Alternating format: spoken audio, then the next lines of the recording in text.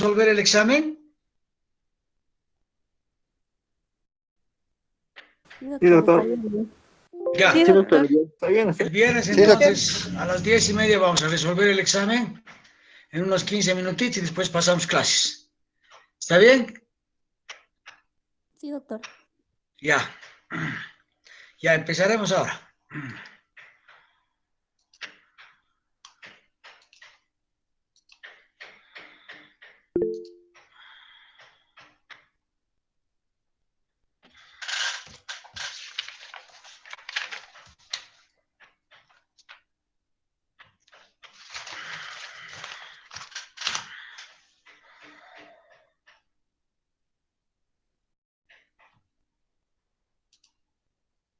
Ya.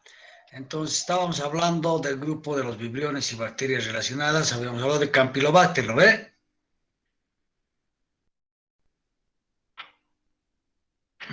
Diagnóstico, ya. Empezaremos a hablar del Helicobacter pylori. Ya, el Helicobacter pylori, como ustedes están viendo aquí, ¿no? Es un espirilo, no es un bacilo gram negativo que está curveado, como se dice comúnmente, ¿no ve? Que está curveado, ¿ya? Y que tiene un penacho de flagelos en la parte, en uno de los polos de la bacteria. Entonces es un lofotrico, ¿no ves? Un lofotrico. ¿Y cuál es la característica? La característica es que este microorganismo ha evolucionado hacia la capacidad de colonizar el estómago, ¿no? Antes se pensaba que ninguna bacteria podía colonizar el estómago debido al pH que logra el ácido clorhídrico presente en este, que es alrededor de 1 o de 2. Entonces decías, es imposible que una bacteria pueda vivir ahí. Pero con el tiempo se llegó a determinar que esta bacteria ha logrado colonizar y realmente ha logrado vivir dentro del estómago, posteriormente producir una gastritis crónica que puede evolucionar incluso hacia una úlcera, y en algunos casos se piensa que es un predisponente para el cáncer, ¿no? Para el carcinoma gástrico, ¿no? Para el carcinoma gástrico, ¿ya? Entonces es un bacilo gram negativo en forma de espiral, un espirilo, que produce gastritis central y úlcera duodenal, lo que les estaba explicando, péptica, ¿no? Y tal vez sea un factor predisponente para la úlcera gástrica y el carcinoma gástrico, ¿no? Posee gran movilidad debido a su presencia de flagelos, lofotricos, como les he dicho, ¿no ven? Lofotricos, ¿ya?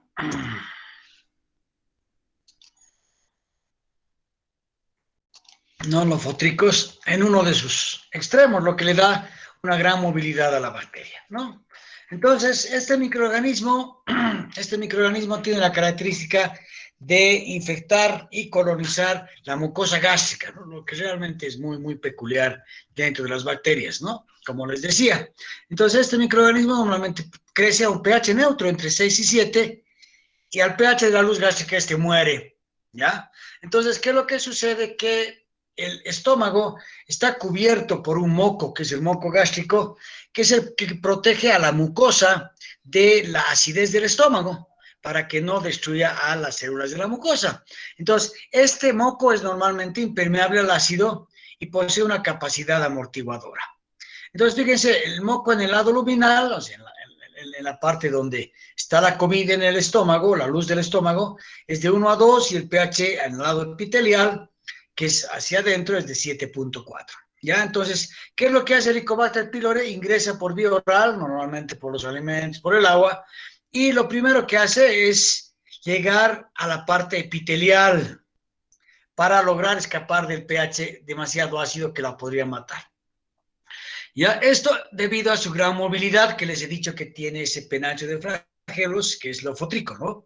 Luego produce una proteasa que altera el moco gástrico, inhibiendo la capacidad de difusión del ácido a través de él, ¿no? Entonces, fíjense, una proteasa, además de que logra colonizar, empieza a producir una serie de factores, y esa serie de factores lo que hace normalmente es alterar a las funciones que cumple, digamos, el moco gástrico, para de esta manera mantener la fisiología adecuada del estómago.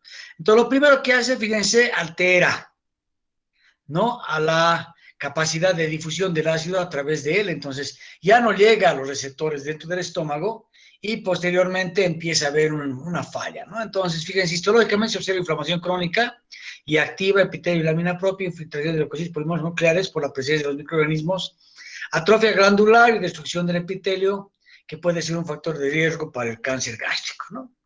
En cuanto a su patogénesis, este muestra especificidad tisular para poder infectar, para colonizar el epitelio gástrico y para sostenerse dentro de la capa mucosa como un único nicho ecológico. Fíjense, ya se está hablando de nicho ecológico, entonces, de tal manera ya este microorganismo se ha acondicionado, ha evolucionado hacia la capacidad de vivir dentro del estómago, que ya se considera que es su nicho ecológico. En otro lugar no infecta este microorganismo porque no encuentra ya las condiciones.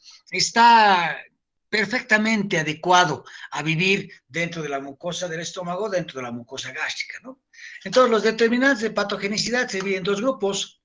Los factores de virulencia, que tienen el efecto patogénico, que son los que contribuyen a que la bacteria pueda colonizar el estómago, y posteriormente los factores de permanencia, que colonizan y promueven la persistencia del microorganismo en el estómago, ¿no? Y por eso se te hace una infección de tipo crónica. Algunos participan en ambas actividades, ¿no? A veces uno prepara las diapositivas y, ¿no? Ya ves, les falla a uno, ¿no? Siempre hay errorcitos. Pero bueno, pues vamos a ir corrigiendo poco a poco. Entonces tenemos los factores que promueven la entrada del microorganismo y posteriormente la permanencia de este, ¿no?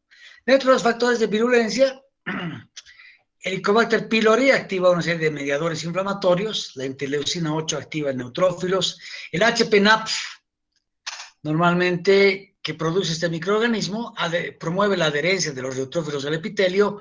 El PAF es un factor activador de plaquetas que es un potente ulcerogénico. El lipopolisacárido de la bacteria, por ser gram negativa, usted sabe, también posee poca actividad proinflamatoria.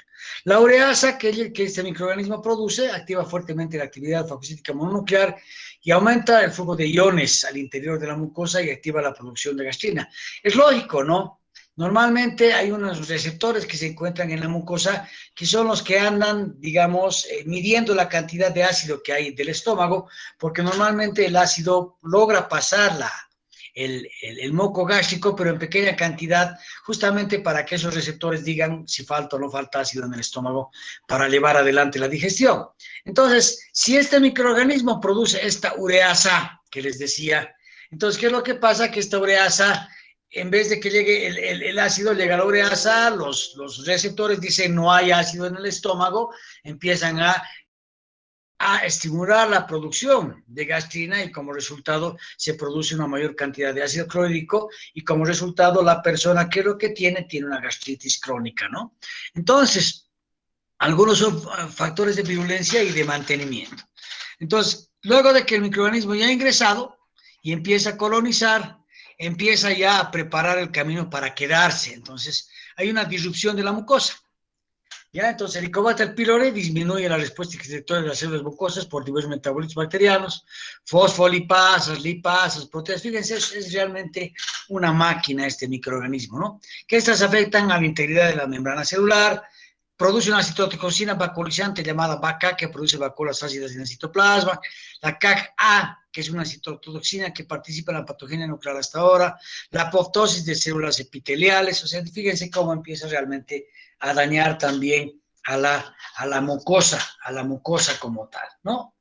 ¿Ya? Posteriormente, los factores de permanencia, principalmente estos son la movilidad que el microorganismo posee, que le permite mantenerse en la mucosa, los flagelos y morfología helicoidal que permite colonizar la mucosa, la ureasa, ¿no? Que hemos dicho que produce un microambiente neutro o alcalino en el lumen gástrico, donde está la bacteria, la catalasa y la superóxido dismutasa, que resiste al metabolismo del oxígeno, resiste también a la fagocitosis, las tapeasas, probable blanco de la actividad bactericida, inhibe la bomba de protones, las adhesinas pilares de sujeción, la evasión inmune, resiste a la muerte por fagocitosis, daña los fagosomas por el amonio que produce la bacteria, y de esta manera ella ya ya se queda, ¿no? Esta ya se queda.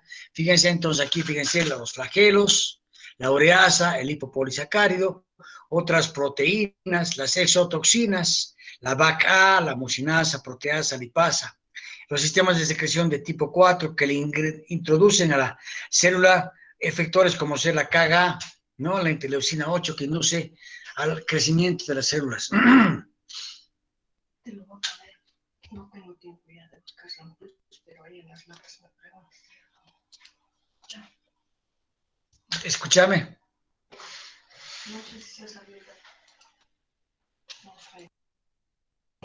Espere un ratito, por favor.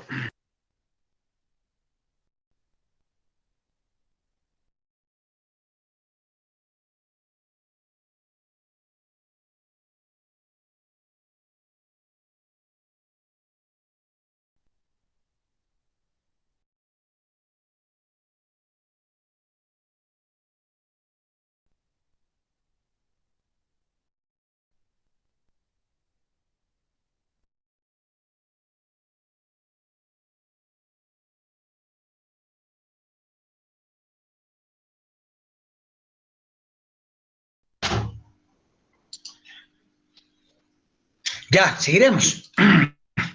Entonces, fíjense, todos estos efectores, ¿no? Son los que esta bacteria utiliza para poder realmente quedarse, ¿no? Ahora, fíjense si ustedes, o sea, si ustedes analizan un poco, este microorganismo ha sido muy peculiar por esa su característica de lograr vivir en el estómago. Entonces, ha hecho que los bacteriólogos realmente le den una atención bastante peculiar, digamos, para tratar de ver cómo era que él vivía, ¿no? Entonces, es así que se ha determinado todos estos factores que participan tanto en la adherencia, posteriormente en la colonización y posteriormente en la persistencia. Y el problema justamente surge cuando la bacteria ya persiste y se mantiene en la mucosa gástrica por mucho tiempo, ¿no? Por mucho tiempo, lo cual produce una gastritis crónica y con el tiempo posteriormente puede derivar en una úlcera e incluso en un carcinoma gástrico si no se trata a tiempo, ¿no? Si no se trata a tiempo.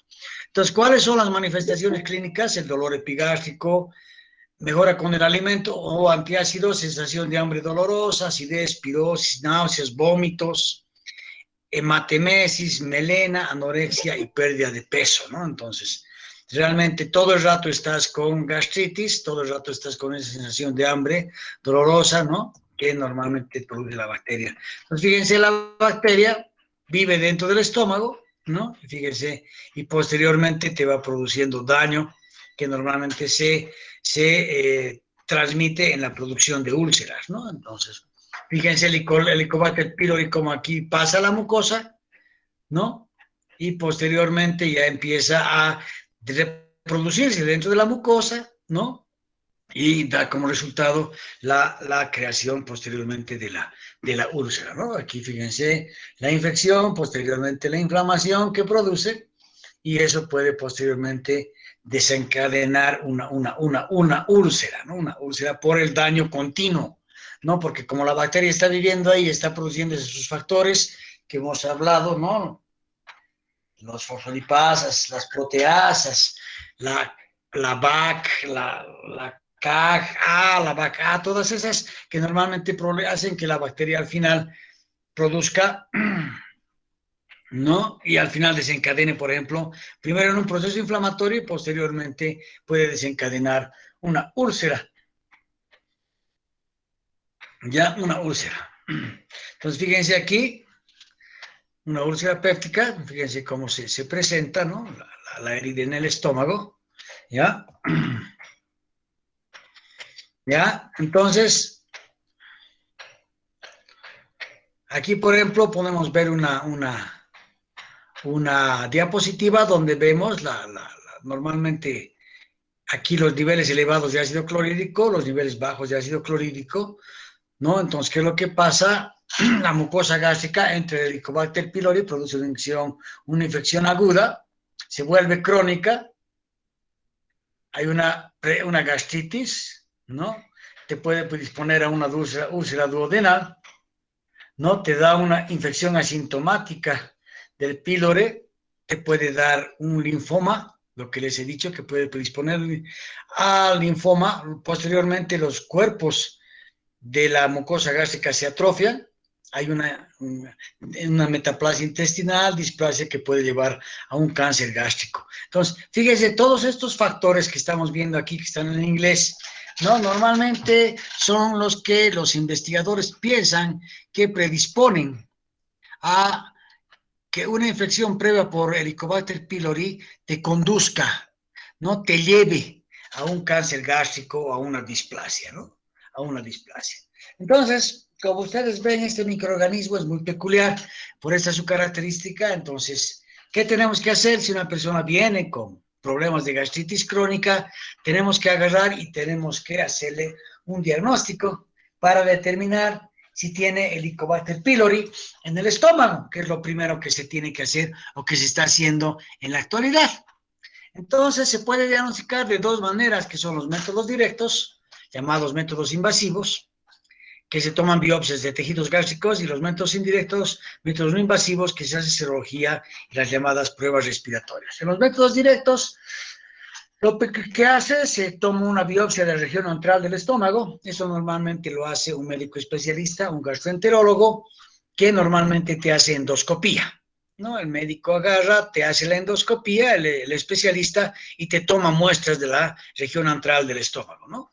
Entonces, se toman dos muestras de cada uno, un análisis histológico, se pone la muestra en formulario líquido de Baulín, y posteriormente se lleva para que se haga diagnóstico citopatológico y se hace un análisis bacteriológico, que para eso se pone en solución fisiológica a 4 grados centígrados, más de 4 horas, caldo tioglicolato por 24 horas a 4 grados centígrados, ¿no? La endoscopía, fíjense, se toma la muestra, se ve la mucosa normal, la mucosa con Helicobacter pylori, que tiene una gastritis crónica. Fíjense, la diferencia es realmente abismal, ¿no? Y posteriormente ya se empieza a hacer el diagnóstico, ¿no? Se puede hacer una prueba rápida de la ureasa, ¿no? En la muestra que se tomó en solución fisiológica, ¿no? Y se le pone la urea de Christensen en caldo al 2%, o el clotest, es el Campylobacter-like organism. Si esto da positivo, ya te está indicando que se trata de una infección por Campylobacter pylori, ¿no? Porque este es el único que produce ureasa. No hay otras bacterias que infecten el estómago que existieran, que poseerían ureasa. En el examen histológico, tensión hematoxilina eosina, Warting Star y GEMS, se observa presencia de bacterias adheridas a las células o en espacios intercelulares no intracelulares, ¿no? Entonces, las bacterias las tienen que ver así. Entonces, fíjense, tenemos una prueba rápida de la ureasa que se puede hacer sobre la muestra de la biopsia, o directamente el examen histológico, que normalmente lo realizan los citopatólogos. Fíjense, aquí está la bacteria, fíjense cómo se adhiere a la mucosa por debajo del moco y cómo empieza a inflamar, ¿no? Y fíjense aquí, fíjense cómo se están formando ya los haces de unión, ¿no? Entre el helicobacter y la mucosa, fíjense, ¿no? Los pedestales de unión. Aquí está clarito cómo la bacteria se va adhiriendo y se mantiene unido a la mucosa.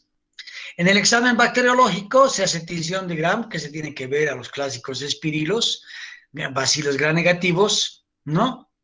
Hoy se tiene que cultivar en un medio de cultivo para Campylobacter o placas de agar chocolate. Normalmente se puede utilizar el Esquirro, el Carmal y el Campivac, pero en este caso, en el estómago, ¿qué vas a encontrar? No vas a encontrar muchos contaminantes. Entonces, a veces es suficiente utilizar placas de agar chocolate, ¿no? Para que este microorganismo pueda crecer. No, posteriormente, si hay desarrollo, se hace primero la tinción de Gram para ver bases gram negativos, posteriormente pruebas químicas como ser catalasa, oxidasa, ureasa, que nos tiene que dar positivo, y con eso ya el diagnóstico ya está hecho, ¿no? Fíjense el desarrollo en agar chocolate, la prueba de la ureasa positiva, prueba de la catalasa que también nos da positiva, y prueba de la oxidasa que también tiene que ser positiva, ¿ya? ¿Ya? Espérenme un ratito, por favor, ¿ya? Está haciendo mucho frío. Cuidado, me resfrío.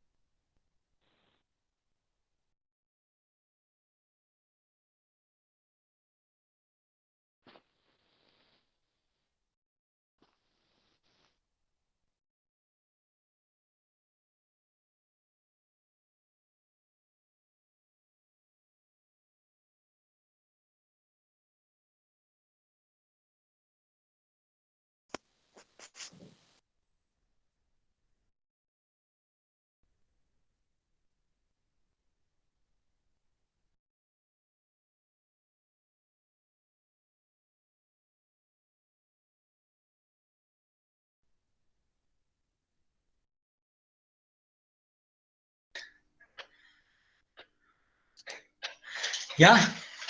Entonces, como les decía, se lo siembra, se lo tiene que incubar en microaerofilia y es suficiente hacer en un agar chocolate, desarrollo potisivo, tinción de Gram y pruebas bioquímicas que ya hemos hablado, catalasa, oxidasa y principalmente la prueba de la ureasa. Y con eso ya está confirmado, ¿ya? Esos son los métodos invasivos, ¿no? Los métodos invasivos, no, los métodos llamados directos, donde nosotros agarramos y tomamos una muestra del estómago, ¿no? Una biopsia del estómago y hacemos las pruebas sobre eso, ¿no?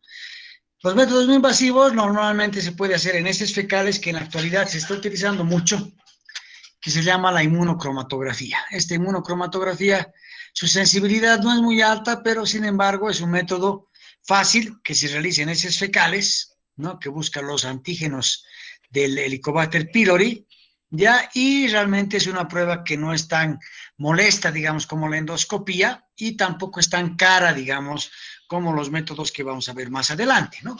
Entonces, el PCR es otra prueba, ¿ya? El PCR normalmente se puede hacer en heces, pero tiene problemas con los inhibidores. Ustedes saben que antes se tiene que sacar o se tiene que hacer una extracción del DNA y eso a veces presenta una serie de como hay tanta bacteria en las heces fecales, entonces va a haber una serie de contaminantes y eso no, a veces no permite que se haga una buena extracción y se pueda realizar un buen PCR, ¿no? En los métodos indirectos, ¿qué es lo que se hace? Serología, inmunoblot, fijación del complemento, IFI, pero esto normalmente se hace para la determinación de anticuerpos, ¿no? De anticuerpos. Pero ¿qué es lo importante? Lo importante es determinar, la presencia del microorganismo en el estómago, ¿no? Por eso los métodos no invasivos, los métodos directos que se hacen por toma de muestra por endoscopía son los mejores, ¿no? Pero también se puede recurrir a estos cuando no se tienen las posibilidades de llevar adelante una endoscopía, ¿ya? Entonces, lo que se hace, por ejemplo, es esta prueba del aire inspirado. Se le da al paciente una solución de urea para que la tome. Luego, por la actividad ureasa del Helicobacter pylori, la urea la desdobla en urea que nos da esto más.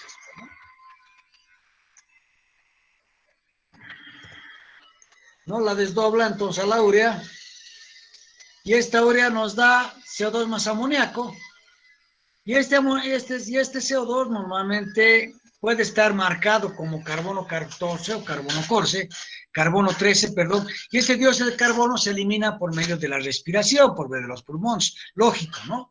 Entonces se toma una muestra de aire inspirado y se realiza determinaciones del carbono 13, que es no reactivo por espectrometría de masas, y el carbono 14, que es reactivo para determinar el contador de centeleo. Entonces, si hay presencia de dióxido de carbono marcado que se está eliminando por los pulmones, entonces eso significa que hay una infección por Campylobacter o por Helicobacter pylori. Esa es la prueba del aire inspirado.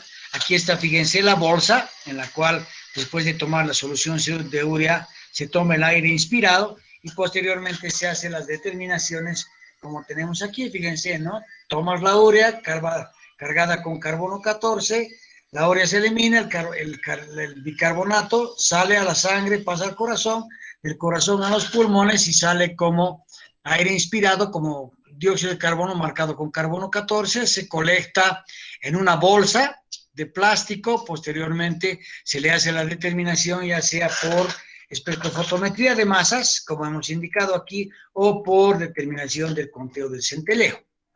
¿Ya? ¿Hasta aquí tienen alguna pregunta, alguna duda? ¿Algo que quieran que se les explique?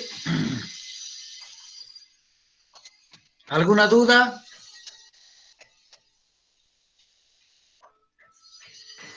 Doctor, ¿Sí? una duda es respecto a por qué consideran los AINES como factores de riesgo para la infección de H. pylori. ¿Los qué? ¿Los AINES? Ah, sí, los consideran un factor de riesgo consumirlos. Eso no entiendo por qué. Normalmente los AINES son desinflamantes, ¿no? Pero yo no puedo entender qué relación puede haber entre un desinflamante y el Campylobacter, ¿no? Porque, a ver, mira, en todo lo que hemos visto en cuanto a la patogenia y patología, El Helicobacter pylori infecta específicamente la mucosa y la interacción es directamente con la mucosa. En ningún momento ¿cómo te digo? Entra el microorganismo en epitelio y puede pasar, digamos, a corriente sistémica. La infección es completamente localizada, ¿no? Entonces, yo no sé qué factor. En realidad, los factores predisponentes, mira, no, que yo sepa, no existen factores predisponentes, ¿no? ¿Mm? ¿Cuál es la prevalencia? Fíjate. No, ¿ves? No sabía que los AINES eran factor predisponente. No sabía. Pero bueno, no sé si tienes un artículo que muestre algo, mostrándolos, pues, y con gusto lo analizamos y lo discutimos. ¿Mm? Ok, ¿Ya? El problema es con el Helicobacter es que esté en el estómago, ¿no? Y al estar en el estómago, o sea, no hay cómo, digamos, tú puedas eliminarlo fácilmente, ¿no? Está en la mucosa y está colonizando la mucosa, ¿no? Está aquí, ¿no? Ninguna otra bacteria está ahí. O sea, este microorganismo ha logrado, digamos, ¿cómo te digo? Colonizar el estómago, ¿no? Ahora, mira, aquí se está hablando de los AINES, seguramente es a lo que te estás refiriendo. Lo que tenemos que tomar en cuenta es que normalmente los antiinflamatorios como el diclofenaco produce mucha gastritis, ¿no? Igual, digamos, la aspirina, ¿no? Entonces, si tienes, digamos, al Helicobacter pylori y encima tú tomas, digamos, AINES como ser el diclofenaco, como ser la aspirina, y promueves mayor cantidad de ácido, entonces el daño al estómago va a ser mucho mayor, ¿no?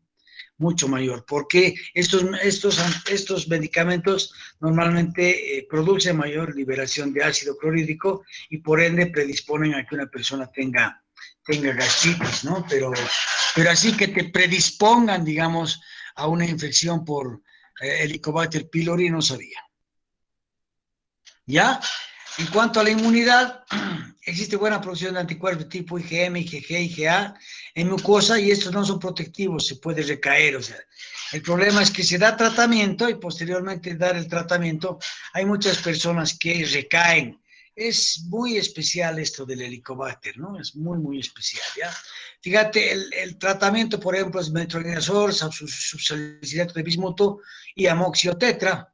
En la actualidad se está utilizando omeprazol, amoxitetra o amoxi y claritromicina. El que más se está utilizando en la actualidad es la amoxi con claritromicina, ¿no? E incluso hay un medicamento que lo venden, que es el Campivac, creo que se llama, que te da ya todo en una. Entonces ya no tienes que estar tomando 3 medicamentos, sino ya solo tienes que tomar uno, ¿no? En cuanto a la epidemiología, fíjate, la tasa de infección es del 20% en personas menores a 30 años y 40-60% en personas mayores a 60 años, ¿no? Eso realmente es una colonización elevadísima, ¿no? Elevadísima, ¿no? Yo me acuerdo que la doctora Teresa Álvarez hizo su tesis, ¿no? Estudiando justamente esta bacteria, estamos hablando de la década de los 90, donde se empezó recién a estudiar a esta bacteria y determinó y dijo que la mayoría de la población estaba colonizada con esta bacteria. Yo no le di mucha bola a esa época, pero tampoco estaba tan alejada de la verdad, ¿no? Fíjense, la doctora Teca indicó que en un 40-60%, estamos hablando de que de personas mayores a 60 años, de 2 personas, una está infectada y una no. O sea, realmente la frecuencia, la proporción es altísima, ¿no? De 10, 5. De 20, 10, de 100, 50, ¿me entienden? O sea, realmente la proporción es muy elevada, ¿no? La transmisión se da por ano, boca, agua y boca directamente y se puede contagiar de persona a persona, principalmente en el hacinamiento intrafamiliar. Ahora, ¿cuál es el problema? El problema es que se recae, ¿no? Las personas hacen tratamiento, eso yo lo veo mucho en la farmacia, y posteriormente terminan su tratamiento y recaen. y reniegan, ¿no? Ay, doctor, no me logró curar, sigo mal, y es todo un problema a veces lograr eliminar a este microorganismo. Y lo más importante es que si te determinan o llegan a determinarte que tú tienes Helicobacter pylori, hay que hacer un buen tratamiento y hay que cumplir el tratamiento, ¿no? Porque seguro se les va a presentar úlceras, seguro se les va a presentar algún problema e incluso, como les he dicho, puede ir y desencadenar en un carcinoma gástrico, ¿no? Y eso ya es grave. Aquí fíjense la prevalencia de la infección por Helicobacter pylori, ¿no? Fíjense, en Estados Unidos un 30, 40%, 70%. Fíjense en América Latina entre 80 a 90%, nuestra prevalencia es altísima, la misma que en África. Y fíjense, realmente la prevalencia es muy alta, ¿no? En Australia y en Estados Unidos es baja, pero en los otros lugares del mundo realmente la prevalencia es bastante alta, ¿no? Bastante alta. Ya, eso es. ¿Alguna pregunta tienen hasta aquí? Doctor, ¿Alguna duda sobre el Helicobacter pylori? doctor, Sí, dime. una pregunta. Esperame un ratito. Dime, Gloria. Buen día, doctor. Una pregunta. Nos decía que las toxinas producidas por H. pylori eran BACA y CACA, ¿verdad? Y este se introducía en la célula por el sistema de secreción tipo 4. ¿Es correcto o escuché mal? Sí, lo que pasa es que el Helicobacter pylori, para lograr, digamos, colonizar la mucosa y mantenerse en la mucosa, tiene que introducir una serie de mediadores que le permitan a la bacteria adherirse a la mucosa y posteriormente permanecer en ella, ¿no? Entonces, se ha visto que este microorganismo produce una serie de factores de virulencia, ¿no? Una serie de factores de virulencia que predisponen, digamos, a que la bacteria pueda colonizar. Entonces, fíjate, aquí está el sistema de secreción de tipo 4, en el cual le introduce principalmente la caja A, ¿no? Ahí aquí está lo que produce, fíjense, hay una remodelación de la actina, seguramente se hace como un pedestal, ¿te acuerdas de la Escherichia coli enteropatógena que producía como un pedestal donde ella se coloniza, se adhería? Seguramente este microorganismo debe ser lo mismo, ¿no? La inducción de la interleucina 8, que la interleucina 8, fíjense, activa a los neutrófilos, ¿no? Posteriormente, fíjate, y la apoptosis. Fíjate, crece en las células, permite el crecimiento de las células e inhibe la apoptosis. Entonces, las células están sirviendo como un sistema de sostén de la bacteria, ¿no? De sostén de la bacteria cuando ella está presente en el estómago, ¿no? Entonces, eso es una serie de factores que se ha visto que esta bacteria produce, digamos, para poder colonizar y poder mantenerse en el estómago, ¿no? Como les digo, o sea, eso ha hecho de que los investigadores estudien y vean qué hacía, qué pasaba, cómo hacía todo eso, ¿no? Otra pregunta.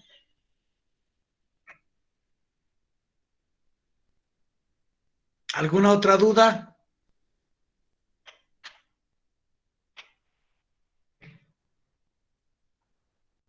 ¿No? Ya, entonces seguiremos avanzando.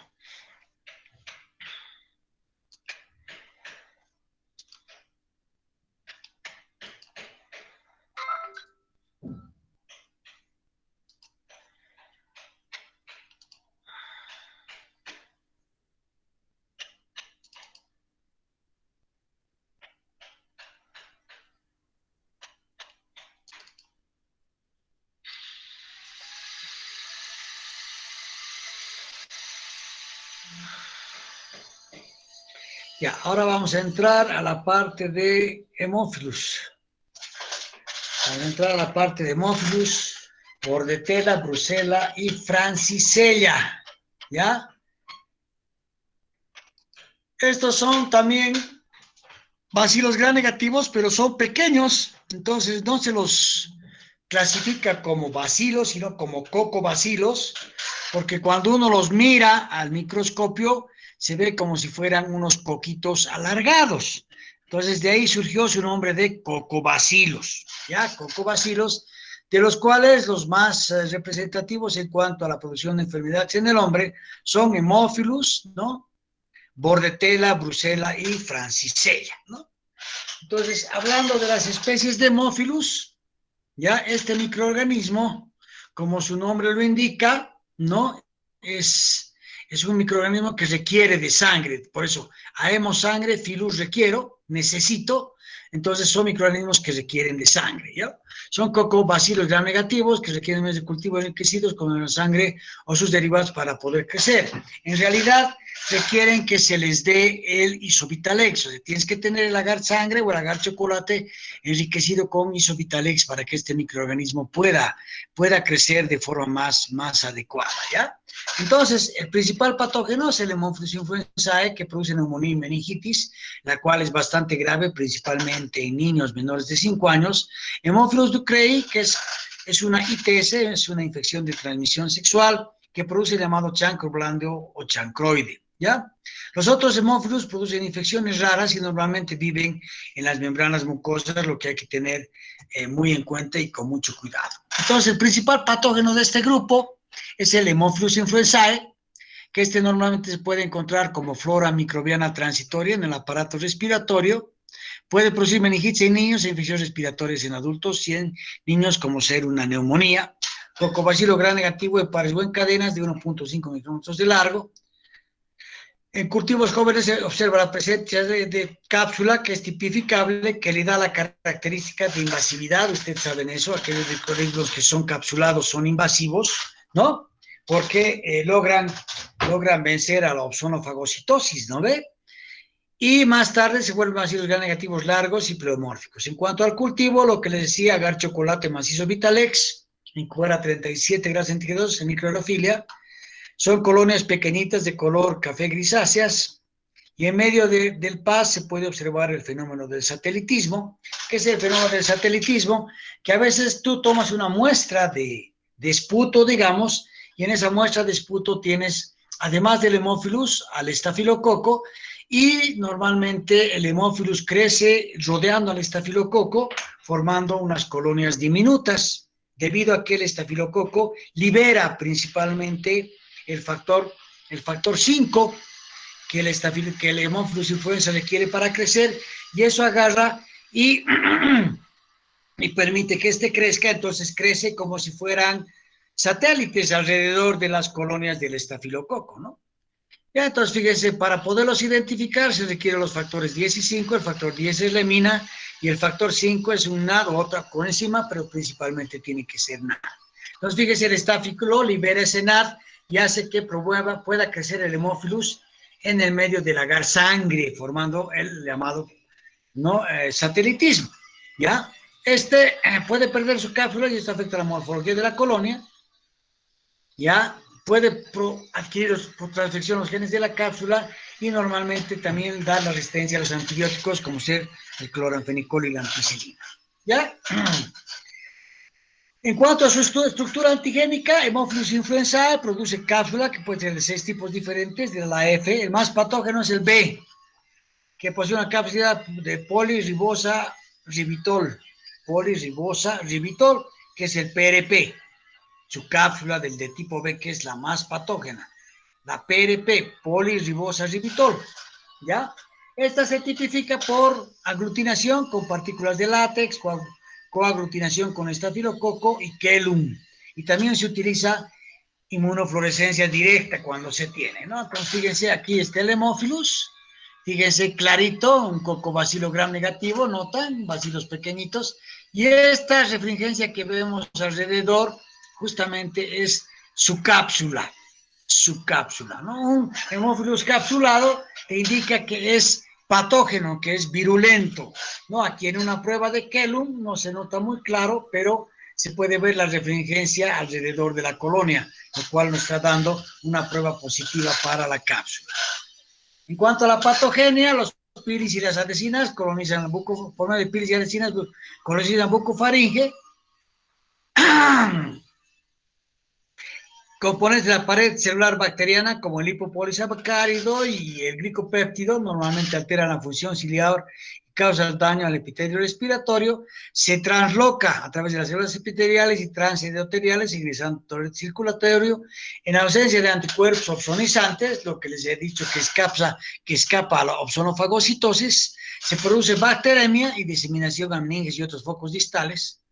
¿Ya? El principal factor de virulencia justamente es la cápsula, y el más virulento es la de tipo B, porque tiene polirribosa ribitol, fosfato de polirribosa ribitol.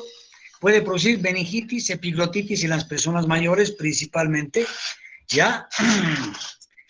Y puede ser principalmente la complicación más grave. La proteasa IgA de tipo 1 facilita la colonización de las superficies mucosas al interferir con la inmunidad de tipo humoral, ¿no? Por si una proteasa de tipo IgA1, ¿ya? IgA1. Entonces, este microorganismo puede producir principalmente neumonía o directamente pasar de la nasofaringe. Es una situación bastante compleja, ¿no? Miren aquí lo que sucede.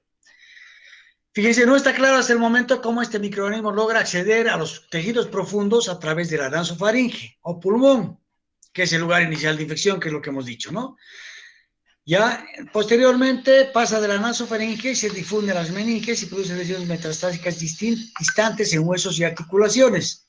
Esto en un periodo de 3 días, es muy rápido el avance de la enfermedad, ¿no? De este microorganismo. Es el peligro, digamos así, ¿no? Te da una neumonía, te da una colonización en la nasofaringe, no tienes los anticuerpos para neutralizar, no tiene los anticuerpos para neutralizar a la bacteria, entonces como resultado la bacteria logra ingresar a la sangre y posteriormente se disemina, llega a meninges que producen una meningitis y la situación se pone bastante grave, ¿no? El 90% de las cepas invasoras son de tipo B, lo que lo hemos dicho, ya hay ciertas clonas, otras no producen invasión. La invasión del torrente circulatorio se da una serie de cascadas reguladoras que se inicia con la biosíntesis de la cápsula y factores de adherencia, lo que permite establecerse dentro de huéspedes susceptibles, ¿no?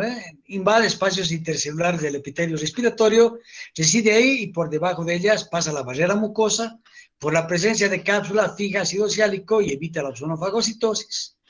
No produce toxinas y daña las células del aparato respiratorio y posteriormente Hemófilus influenza ya entra, digamos, hacia la sangre y posteriormente se disemina a otros órganos, ¿no? La infección localizada normalmente se da por Hemófilus no tipificable. ¿Qué significa no tipificable?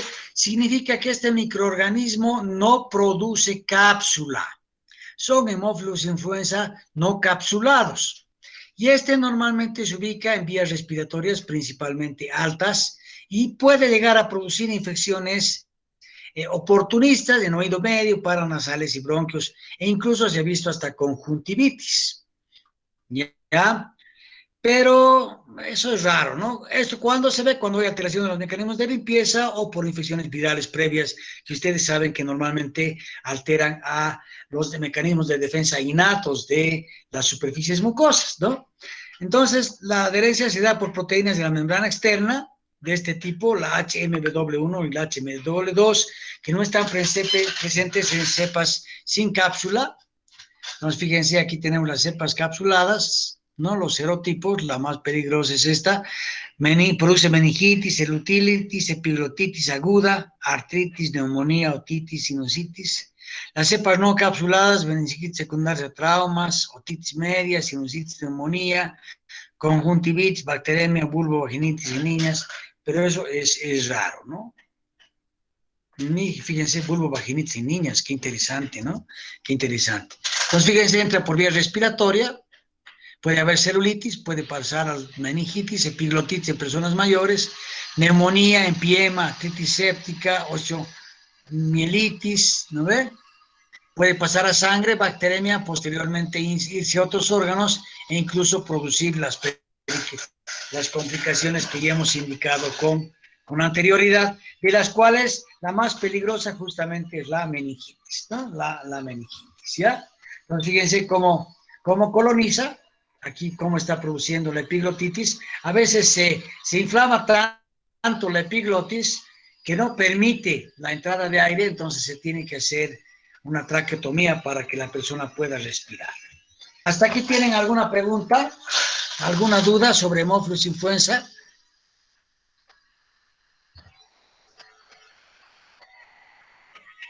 ¿Alguna pregunta? Doctor, ¿Sí? doctor, ¿podría explicar la prueba de Kelly? No la entendí muy bien. ¿Qué prueba? La prueba de Kelly. Ah, la prueba de Kellum. Esta.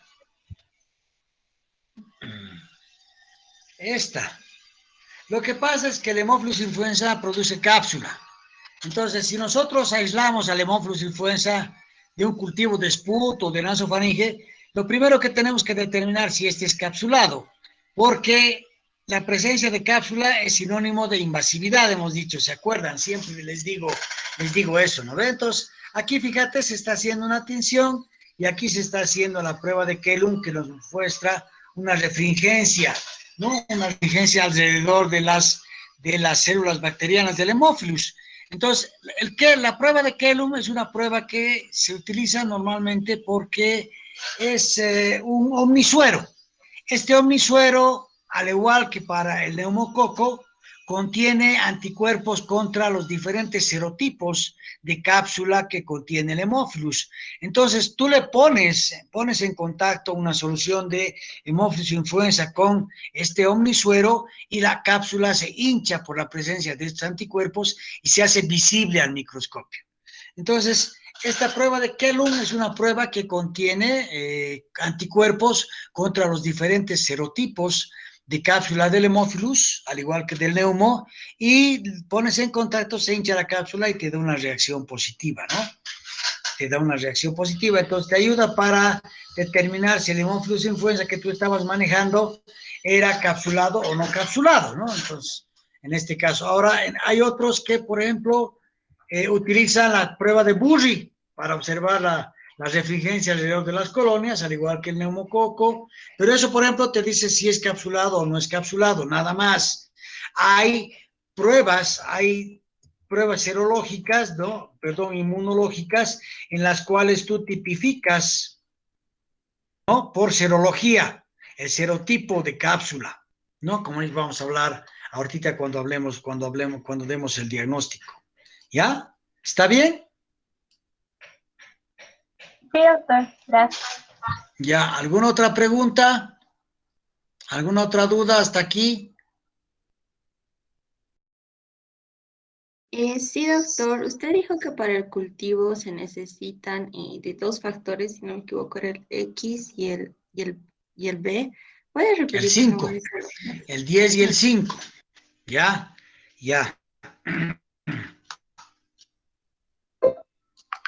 Lo que pasa es que el Haemophilus, ¿no? Como les había indicado, viene de dos vocablos que es haemo, sangre, filus, requiero, necesito, entonces requiere de sangre para poder crecer. Pero ¿cuál es la característica? La característica es que requiere de dos factores que están presentes en la sangre, que son el factor 10 y el factor 5. El factor 10 es la hemina y el factor 5 es principalmente el NAD o otra coenzima. ¿Ya? Entonces, estos factores, por ejemplo, están presentes, principalmente el NAD está presente en el isobitalex, Entonces, cuando tú vas a hacer un cultivo y quieres buscar la presencia del Haemophilus influenzae, tienes que agarrar y tienes que ponerle agar chocolate y al agar chocolate agregarle isobitalex para que pueda crecer adecuadamente esta bacteria, ¿no? O a veces, si tienes suerte y está presente el estafilococo, se observa lo que se llama el fenómeno del satelitismo, ¿no ve? Del satelitismo. Entonces, esta bacteria requiere justamente esos dos factores, el 5 y el 10, para poder crecer, ¿no? Por eso se lo ha llamado Haemophilus, ¿no? Ahora vamos a ver cómo se hace su identificación. Entonces, para el diagnóstico directo, que tendremos que hacer muestra de líquido cefalorraquídeo, sangre, exudado óptico, nasofaringeo, ¿no ve? De acuerdo a dónde esté presente la infección, lo primero que tenemos que hacer es una tinción directa, una tinción de Gram para ver qué bacterias hay. A veces esto, pero un frotis directo no es muy útil. Lo que sí tendremos que cultivar en medios especiales y hemos dicho que tiene que ser el agar chocolate enriquecido con Isovitalex, ¿no? Y posteriormente, si nos da positivo, realizamos pruebas bioquímicas como sea la catalasa, la oxidasa, que es positivo, y hacemos la prueba de los requerimientos 10 y 5, ¿no? Si nos da positivo, es hemófilus influenza, posteriormente vemos qué biotipo es por identificación serológica por medio de la determinación del serotipo de cápsula, ¿no? El serotipo de cápsula, fíjense, aquí lo tenemos al hemófilus, aquí fíjense en una micrografía electrónica, fíjense, es un cocobacilo, un coco alargado. Posteriormente, fíjense, la meningitis que produce el hemófilus influenza es bastante grave. ¿Por qué? Porque hay demasiada producción de pus y la pus dice que llega a cubrir, a ser como una membrana de pus en el cerebro y esto trae complicaciones posteriores muy graves. Por eso en todo momento se tiene que evitar o tratar así lo más rápido posible un posible caso de meningitis por esta bacteria para evitar las consecuencias posteriores, ¿no? Las consecuencias posteriores, para eso el especialista tiene que tomar líquido cefalorraquídeo, ¿no? Por medio de una punción lumbar entre la quinta y la sexta lumbar. Fíjense, se obtiene el líquido cefalorraquídeo, se lleva al laboratorio, posteriormente se lo tiene que centrifugar, ¿no ve? A 3.500 revoluciones por minuto, por 3 a 5 minutos, el sobrenadante mandar a químicas para que hagan sus determinaciones de las químicas y en el sedimento, el sedimento normalmente es el que se siembra, ¿no? Es el que se siembra. O también se lo puede buscar en el esputo, para eso tiene que tomarse el esputo, ¿no? La flema, lo que nosotros llamamos, el pollo que llama nuestra gente, ¿no? Tienes que explicarle bien cómo se tiene que tomar para que no se tome saliva y posteriormente tenemos que verlo al microorganismo. Fíjense aquí en el agar chocolate, ¿no? Fíjense cómo ha crecido. Posteriormente podemos hacer la determinación de los factores 5 y 10.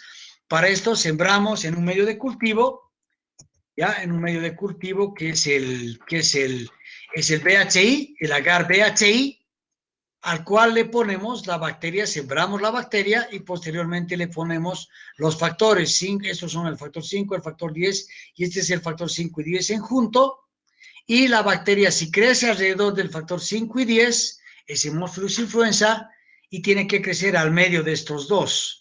Si crece en un solo lado y no en los dos, y no al medio, sino en uno solo de los dos, ya no es hemófilus influenza, sino es otra especie de hemófilus, ¿no? Otra especie de hemófilus, ¿ya? Pero esto, por ejemplo, fíjense cómo se determina, si te da esto ya positivo, y vos ya sabes que es hemófilus influenza. Aquí, fíjense en una tinción, los cocobacilos característicos. Aquí, fíjense en un frotis directo de esputo, que siempre se tiene que hacer, acuérdense, siempre se tiene que hacer un frotis directo de esputo para ver. Fíjense aquí, por ejemplo, está el neumo, pero aquí también está el hemófilus, fíjense los cocobacilos característicos, aquí fíjense clarito, fíjense los cocobacilos, e incluso fíjense cómo alrededor de las células, ¿no?, del hemófilus se ve una cierta refringencia, ¿notan? Eso significa que esta bacteria es capsulada. Bueno, una maravilla, ya estás teniendo ahí un diagnóstico directo. En cuanto a la inmunidad, los lactantes menores de 3 meses pueden tener anticuerpos transmitidos por la madre, pero después se pierden los anticuerpos, ustedes ya saben, hasta los 6 meses de edad, los niños ya van perdiendo los anticuerpos que fueron transferidos por la madre, ¿no? Principalmente la IgG, que es la más protectora, y el niño se vuelve susceptible. Entonces, hemófilus influenza ha sido la causa más frecuente de meningitis en los niños entre 5 meses y 5 años de edad, lo que les decía, ¿no? En la actualidad existe una vacuna que induce la formación de anticuerpos contra el hemófilus del tipo B, que es el hemófilus más peligroso. En cuanto al tratamiento, se da ampicilina, clorfenacol, también las cefalosporinas, en otitis, sinusitis, amoxicilina con ácido clavulánico, ¿no? El hemófilus influenza tipo B se transmite entre persona a persona por vía respiratoria. Existe en la actualidad una vacuna que se está aplicando a los 2 meses de edad y sus refuerzos. Posteriormente, y la profilaxis se da con rifampicina, ¿no? Esto ya les he dado A ver, me estoy yendo hacia atrás, ¿no? Y aquí está este es la vacuna contra el hemófilos del tipo B, que es el más peligroso.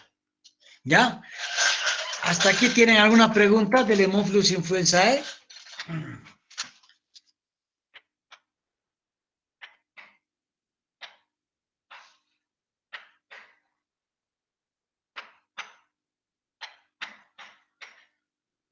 Fíjense, la tasa de mortalidad, no la tasa de mortalidad de una meningitis con hemófilos influenza es del 90%.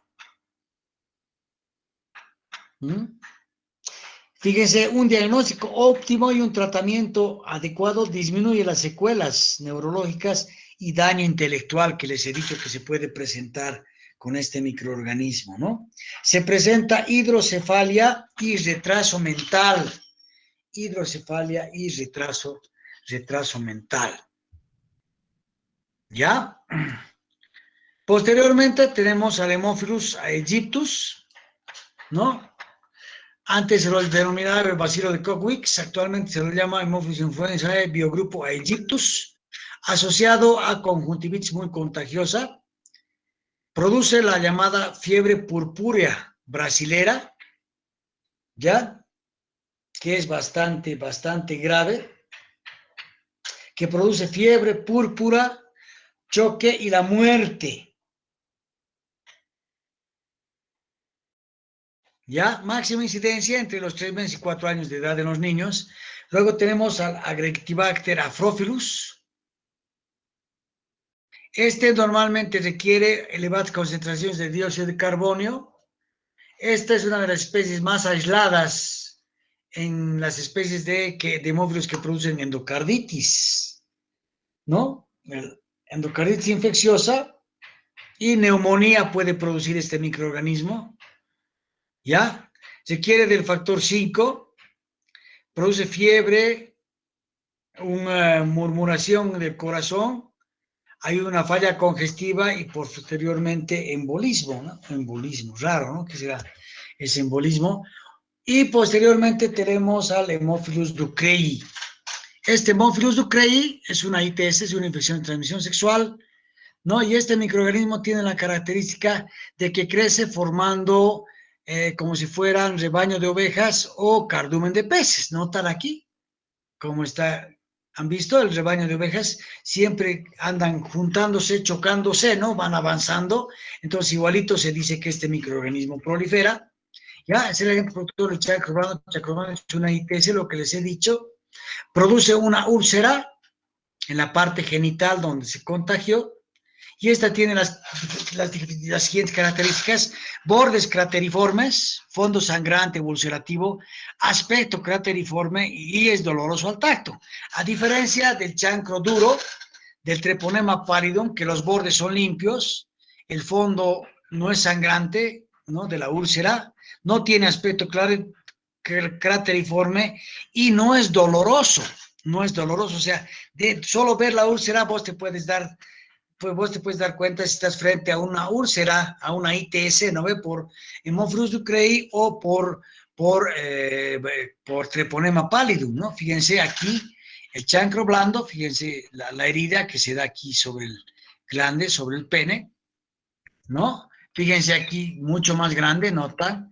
¿Notan el borde crateriforme? ¿No?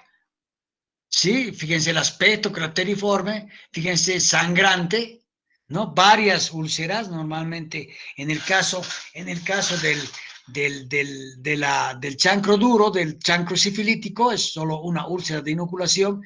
No, en este caso la bacteria se va autoinoculando,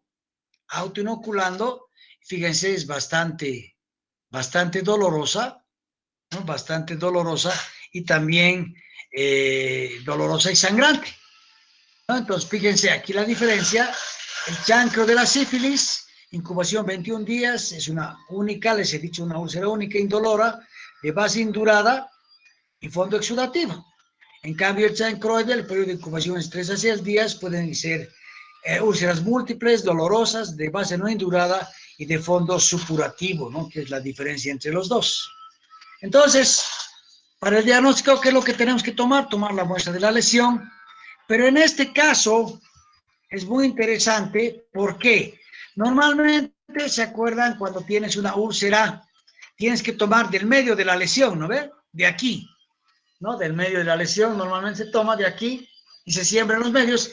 En el caso del chancro blando, se toma de los bordes de la lesión, no del medio, de los bordes, de aquí se toma, con un hisopo y se siembra en placas de agar chocolate, placas de agar sangre enriquecido con isobitalex y con vancomicina 3 microgramos por mililitro. También se puede utilizar charcoal, que el charcoal es un carbón activado. Ya se incuba 35 grados centígrados por 24-48 horas, microaerofilia. Posteriormente se ve desarrollo, adquisición de gram ácidos gram negativos, catalasa positivos, oxidados positivos. No requiere el factor 5, pero sí el factor 10, ¿ya? ¿Qué es lo importante? Que también se tiene que hacer un frotis directo, En cuanto al tratamiento, es X3, ceftriaxona, eritro, se cura en 2 semanas. Pero ¿cuál es la característica? Que se tiene que hacer el frotis directo con observación de las bacterias típicas. Esto es muy importante, esto que estamos viendo aquí. Este microorganismo se divide y posteriormente se mantiene adherido, ¿no? Se mantiene adherido. Entonces, fíjense aquí, fíjense cómo va formando como si fueran cardumen de peces o rebaño de ovejas en un frotis directo. Aquí lo mismo, ¿notan? Aquí cómo están, fíjense, tocándose, ¿no? Aquí fíjense lo mismo, cómo están aquí las bacterias, ¿no? Aquí fíjense también las bacterias de Levonflus ducreyi, ¿no? Entonces, ¿qué tengo? Una ITS, le dice, pero si el chico era muy limpio y tenía muy buena pinta, ¿ves? Realmente una vez se mete y no sabe con quién se está metiendo y posteriormente aparecen los problemas, ¿no? Entonces, en la actualidad es mejor utilizar nomás preservativos, ¿no? Los preservativos, ¿no? Protegen al hombre tanto como a la mujer. Al hombre, al pene, y a la mujer a su vagina, ¿no? Que no adquiere este tipo de enfermedades, ¿no? Entonces, mejor realmente protegerse, ¿no? Entonces, fíjense esto, ¿no? Ante grandes inventos anticonceptivos, en 1927, la castidad, que ella no quería, ¿no? En 1967 apareció la píldora, y en el 2007 ya aparece el Wi-Fi, ya no le tira ni bola a su esposa.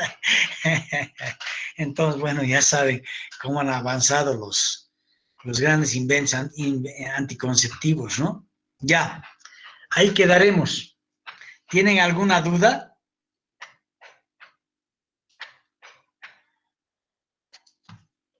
¿Alguna pregunta, alguna duda hasta aquí? Sí, Doc. Dime. ¿Podría repetir la parte de la identificación por el factor 10 y el factor 5 para hemófilos? Ah, ya.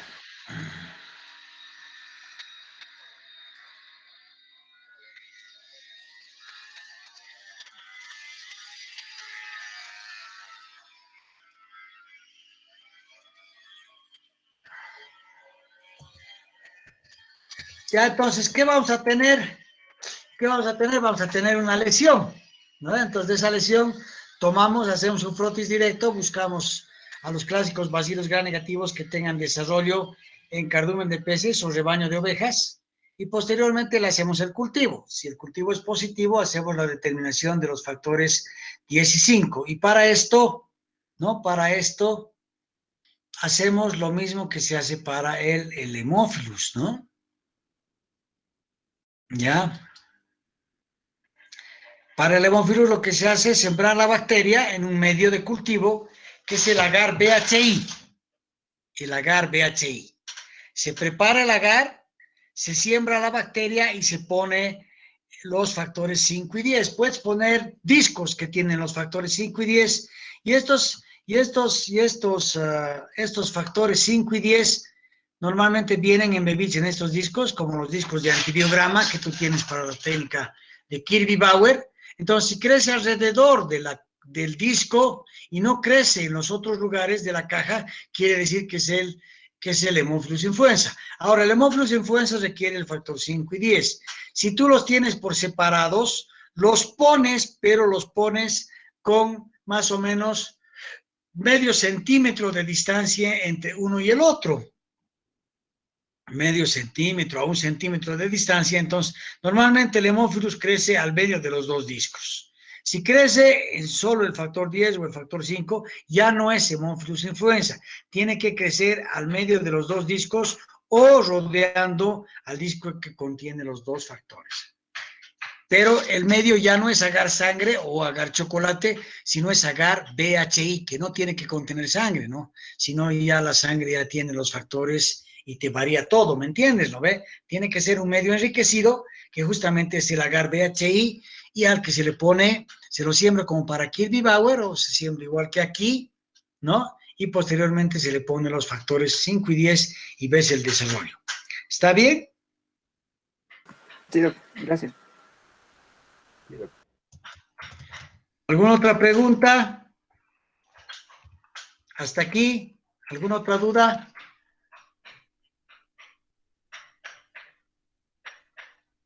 ¿No hay? Ya, aquí quedamos entonces. ¿Ya? Nos vemos el viernes. Adiós, doc. Ok. Hasta luego. Chao, chao. Chao, nos vemos. Chao, chao. Chao, hasta luego. Chao, chao. Hasta luego, doctor. Chao, chao.